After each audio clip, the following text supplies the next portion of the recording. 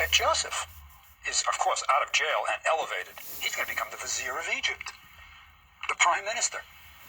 He is given a gold seal of authority. And we're also told something that's rather cryptic. In the Bible it says, and there's suggestion that Joseph has become a wonderful man, everybody loves him. Everywhere he went, they cried after him, Abrik. Now, what is Abrik? We'll talk about that later, but it's a sort of enigmatic phrase. Everywhere Joseph went, they cried after him, Abrik. The reason it's enigmatic is, of course, it means nothing in Hebrew. Nothing. So Joseph is prospering. They're putting aside grain. And famine hits not only Egypt. So wait a minute. Everywhere he goes, they keep calling him this name, but yet and still, the professor says it means absolutely nothing in Hebrew.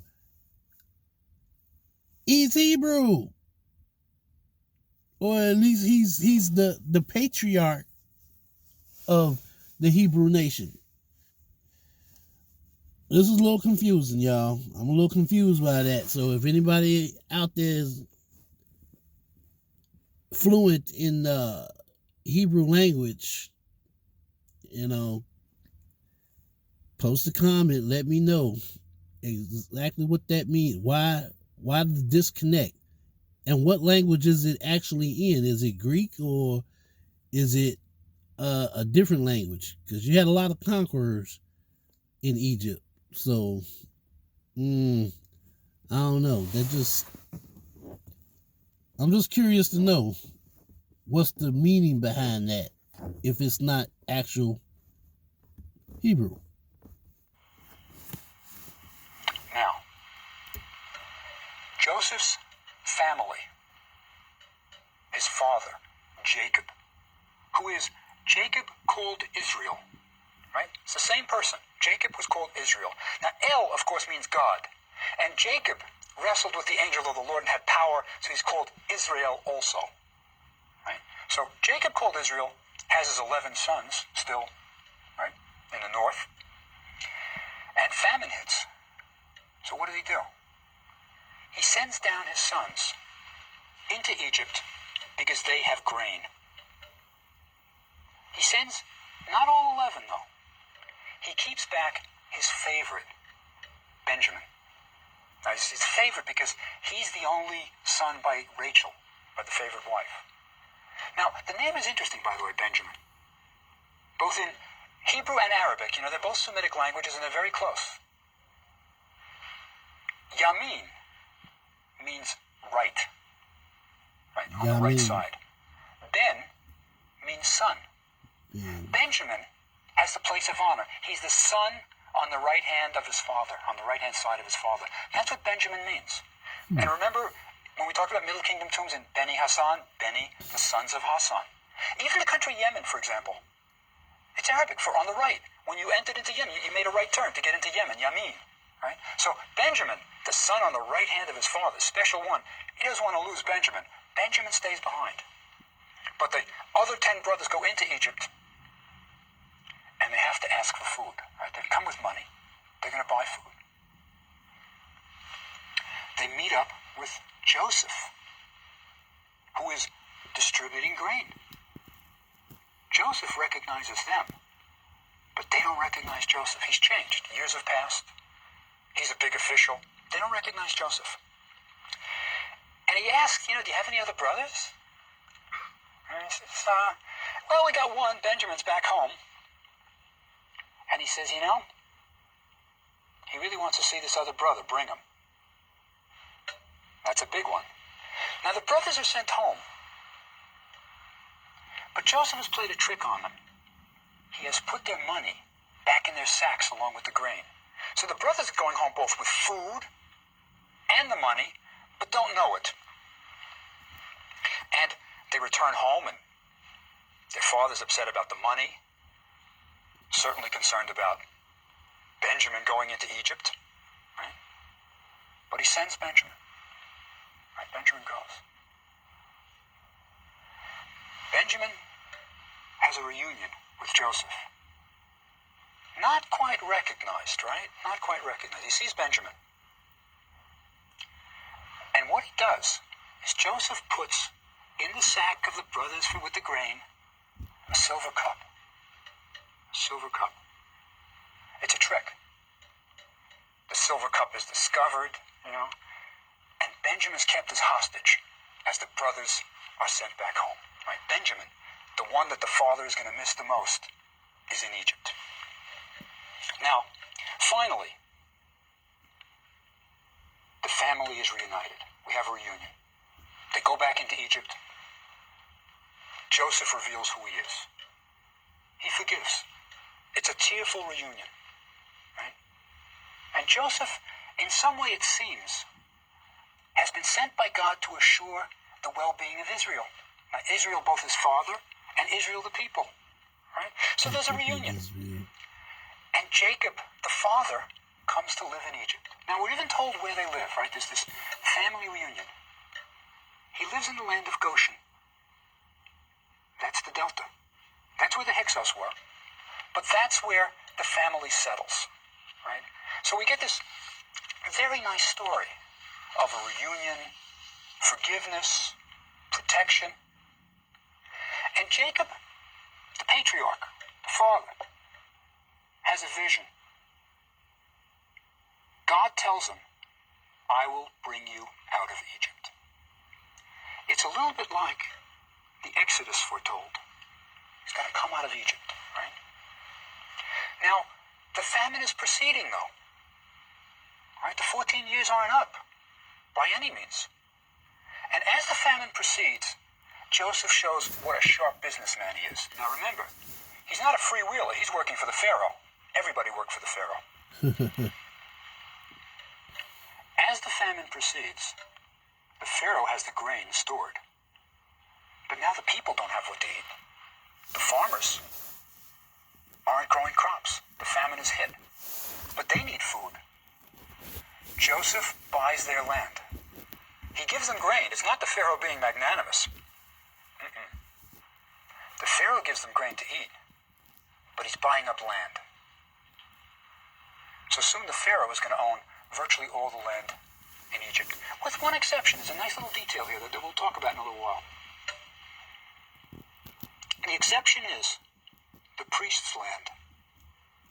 Joseph does not buy the land owned by the temples. Now, pharaohs, for years, for centuries, had given land to temples as donations. If you really wanted to show the god you were in favor of him, you could give 100 acres to the temple, and then forever, the priests could be fed on the crops from that 100 acres. And they did not buy back the land of the temple, so the Egyptian priests keep their land. But Pharaoh is becoming very, very wealthy. Jacob dies. He blesses his sons. They're going to be the 12 tribes of Israel. Blesses his sons.